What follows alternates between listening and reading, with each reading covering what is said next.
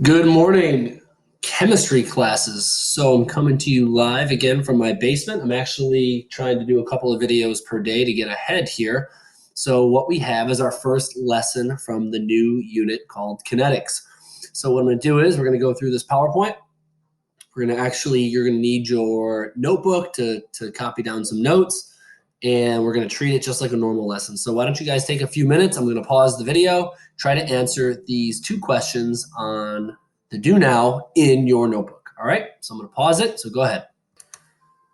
And welcome back. So hopefully you had time to work on that. These are both review questions. I'm going to start with the easier of the two here. That won't require as much work. Why is this a synthesis reaction? Synthesis. So if you go back to your general equation, it's when multiple things come together to form one thing. Something like A plus B turning into AB together. So synthesis is when things come together to form one thing. So it could be like A plus B turning into AB. It could be A plus B plus C turning into ABC, something like that. Those are the general equations. And in this case, you have two separate elements forming a single compound.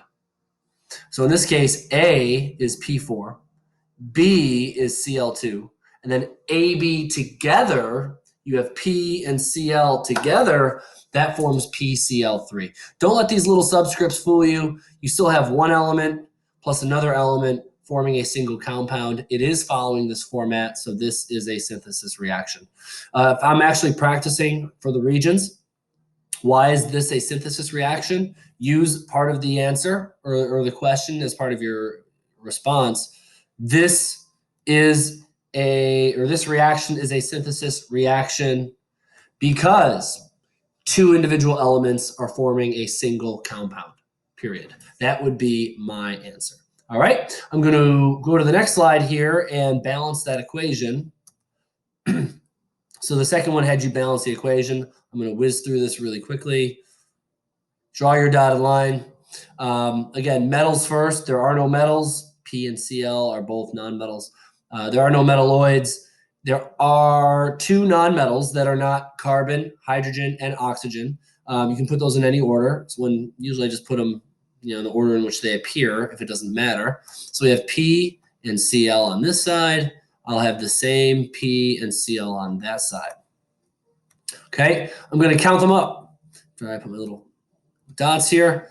So now how many phosphorus atoms do I have on the left and how many phosphorus atoms do I have on the right? I see I got 4 there. So I got 4 phosphorus atoms on the left and I have 2 chlorines on the left. Move over to the right. The product side has a bit of a preview. This is my reactant side. This is my product side. I only have 1 phosphorus atom here and I have 3 chlorines here. You can see that this is not balanced. This does not abide by the conservation of mass. The mass of this side of the reaction would not equal this side of the reaction. What happened to the 3 other phosphorus atoms? Where did they go? They can't be destroyed, so where did they go? It's not balanced. Why are there 2 chlorines on the left and 3 chlorines on the right? Again, it's not balanced. So we're going to work to balance it by adding coefficients. So I know that this side, to be equal to the reactant side, the left side, needs to equal 4. So what do you multiply by 1? No, you have to multiply it by 4. Okay, so I'm going to multiply it by 4. Whatever you multiply by is your coefficient. Apologize, there's not a lot of room here. Let me do this really quick. So the coefficient on the only product will be a 4. So put a 4 in here. That makes this side good. But now I have 4 times 3 chlorine. So instead of 3 chlorines, I have 4 times 3, which is going to be 12. So while I have 4 and 4, now I have 2 and 12. So this needs to equal 12 to be equal to the right side. What do you multiply by 2 to get 12? You have to multiply that by 6. So 6 is going to be our coefficient. Now, there are 2 places. You have the P here and the Cl there. We're obviously trying to change the number of chlorine atoms. So this 6 is going to go with a chlorine up here. So I'm going to change that coefficient to a 6. At that point, I am balanced. Okay, so I got 4 and 4, 12 and 12. My coefficients are 1 6, and 4. All right, so I'm going to show you the objective. I want you to be able to, students will be able to distinguish reaction types. And there are 2 types that we're going to focus on in this unit called reversible and irreversible. And you're actually going to have to define, there will be 6 definitions. This is a introductory lesson. There's a bunch of like preliminary vocabulary that you need to know. And then starting Tuesday, tomorrow, we will be diving into some of the like how to use these words. But you need to walk away from this lesson knowing some of the key vocabulary. And the learning objective would be to explain how you know whether something is reversible or irreversible, and it's pretty straightforward.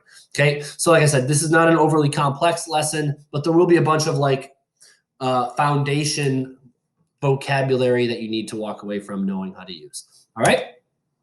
So this is Unit 5. It's called Chemical Kinetics. Take a minute, look at the picture, and just think about what you think this unit might be about. I'm going to pause it, let you think about it, look at the picture, think about the words, and then we'll talk about the answer to this question down here. All right, so in this case, in this picture, if you want to like look at some of the details here, you see this compound NO, and you see O3, which is a elemental form of the molecular form of the element oxygen.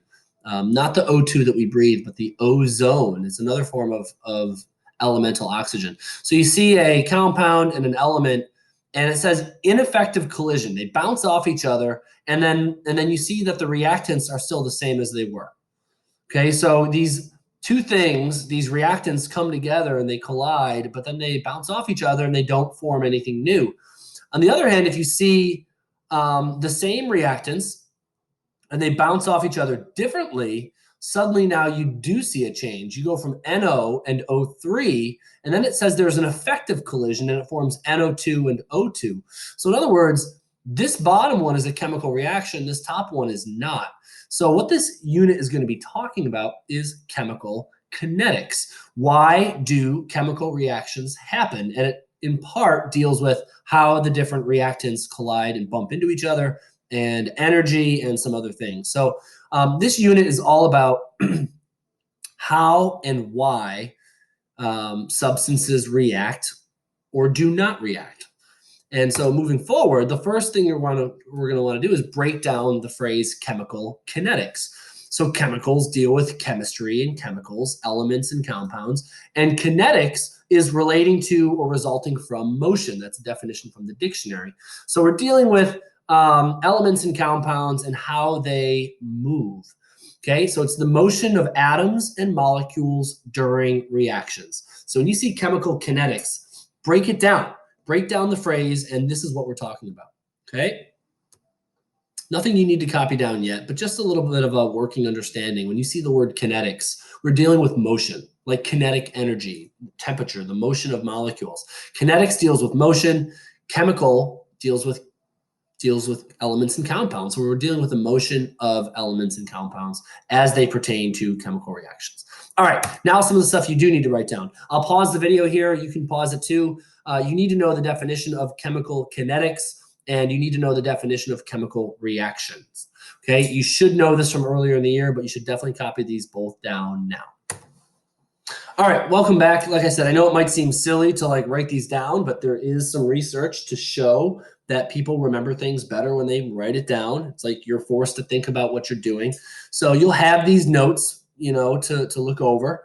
So those are the first 2 terms. Let's see. The second set of terms you'll need to know, you probably already kind of know. We've referred to them. Even in the do now, we referred to them. While we were balancing equations, I made a concerted effort to use these terms. So the other 2 terms you need to know are reactants and products. Reactants are the starting material in a chemical reaction, to the left side of the arrows. On the other hand, products are the ending material in a reaction. They're on the right side of the arrow. So on the left side of the arrow is what you start with. Those are called reactants.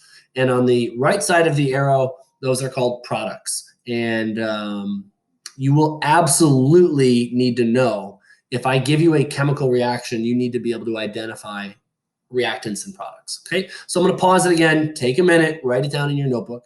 and then we're going to move on.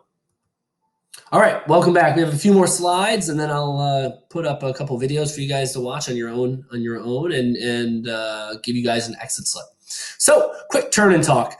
This lesson I told you is not incredibly complex. Why don't you take a minute, look at these two chemical reactions, these chemical equations, and tell me, how are they different? How are they the same? What do you notice about it?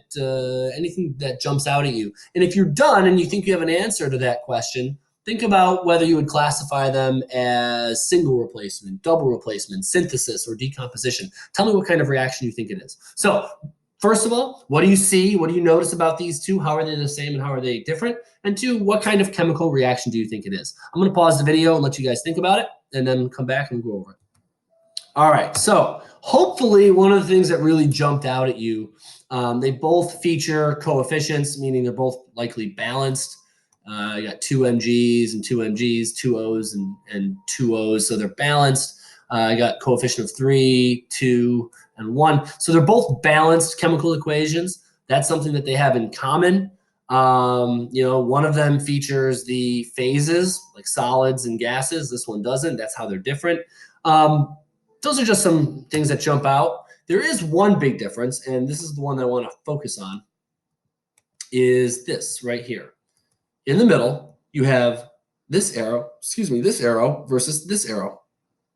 So this is a single arrow pointing from left to right, whereas this is a double arrow pointing both directions. That is one of the biggest differences that you need to know. Now, it says, how could it portray different information? So what we're seeing here is with a one-way arrow, it means that magnesium and oxygen come together to form magnesium oxide, and that only happens in one direction, meaning these reactants form this product, and that's it. But this one is different. It tells us, this double-sided arrow, which goes from left to right and from right to left, it tells us that both directions of this chemical reaction can happen at the same time. So nitrogen and hydrogen can come together and form ammonia, NH3. At the same time, ammonia, I'll actually do this in a different color to be awesome, in Buffalo Bills red and blue.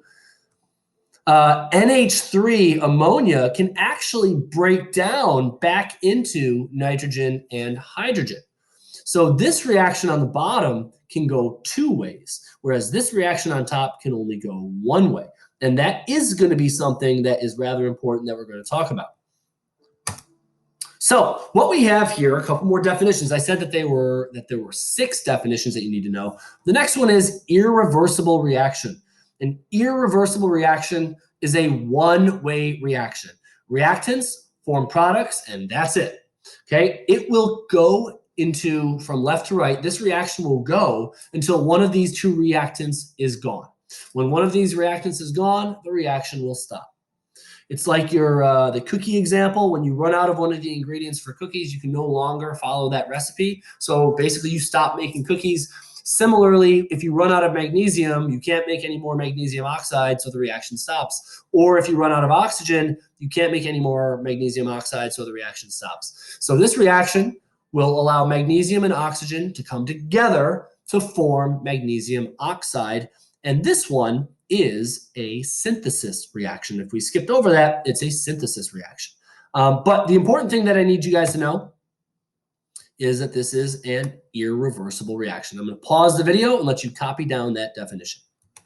All right, as we move on to the second one, we're going to look at this reaction, and this is the other one.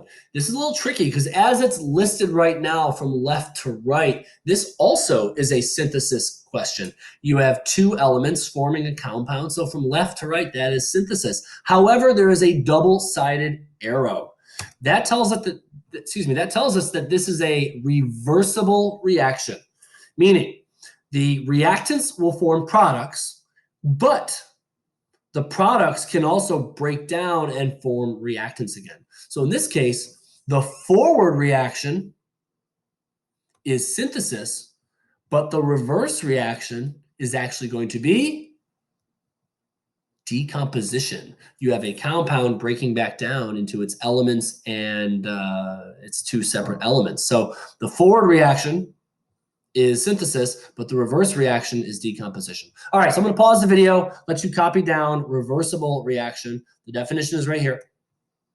A chemical reaction where reactants form products and products form back into reactants constantly.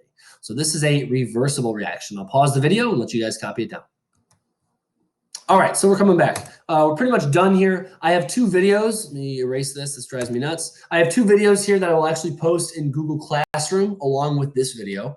You're welcome to watch these. They're about 2 or 3 minutes apiece. If you want to hear someone else explain it other than me, you can watch those as well.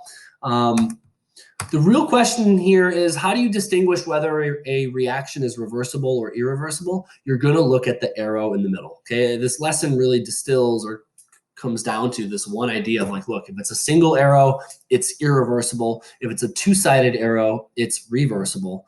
And then you also just need to know some of the basic language here. So to answer this question, if I asked you to tell me whether this reaction is reversible or irreversible, this is the kind of information, the language you would use. And you can see that we have the definition of irreversible reaction, which you copied down. You have reactants and products.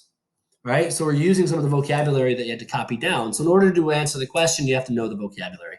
This reaction represents an irreversible reaction. I know this because there's a one-sided arrow, and it shows reactants are forming products, and that's it. So this is the answer you would put for that one. On the other hand, if I showed you the other type of reaction and said, tell me what kind of reaction this is, whether it's reversible or irreversible, you would say, again, this represents a reversible reaction, which is another vocabulary word that you copy down. Again, you see the word reactants and products that you copy down. You have to use those to answer the question. So this represents a reversible reaction. I know this because it has the two-sided arrow in the middle, okay? And that shows us that reactants are forming products. At the same time, products are forming back into reactants. Okay, so that was the lesson for today. Our objective, let's see what I have here. Our objective was to, like I said, forget this stuff in red here. It's kind of hard to see. Was to distinguish two different types of reactions, reversible and irreversible, and to define 6 of these terms. We've done that. Hopefully you can explain whether or not it's reversible or irreversible verbally and or in writing.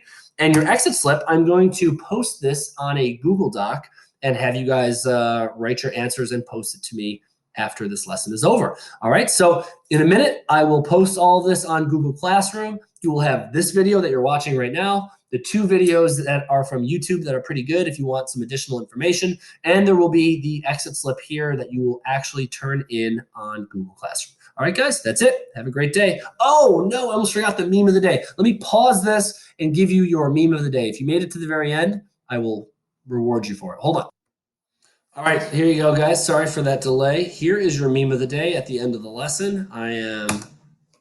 Boom, there it is. My chemistry jokes are made periodically. And with that, I bid you adieu.